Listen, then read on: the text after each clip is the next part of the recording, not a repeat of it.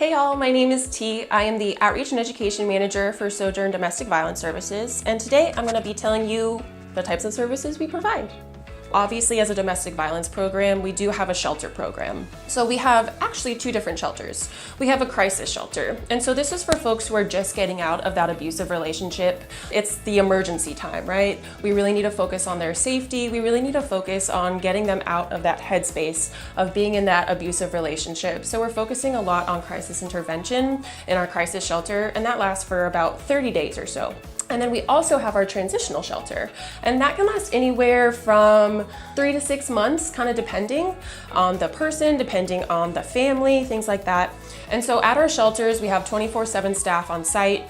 We have adult and children case management, since a lot of the families that come through do have young children or children ranging from elementary school to high school. We have enrichment programs, we have a garden, we have shelter groups, so we do things like domestic violence education, we have life skills, we also have family group so that families can bond together in a nice environment with people there to assist them and support them. And then we also have a window between worlds, which is kind of like art expressive therapy that we do. So a lot of different programs available at the shelter. We also have support services. So something that people don't really know about domestic violence programs is that most of their clients actually are not residential clients, meaning they don't live in the shelter. So that means a lot of our clients are reaching out to us through our 24/7 hotline. That is 24/7, always answered by a human, whether it's one of our staff or one of our trained volunteers. They are all going to be trained from our 40-hour domestic violence peer advocacy training, which we're required to hold twice a year, so that you know the person you're talking to on the phone knows what they're talking about. They're going to provide you with empowering support. They're not going to force you or make you feel like you have to do anything you don't want to do. They're trained listeners, trained advocates. We also offer virtual support groups 4 times a week. What's really great about our peer support groups is that it's other people who've experienced domestic violence. And so being able to understand that other people go through the similar things that you go through is really, really helpful to healing.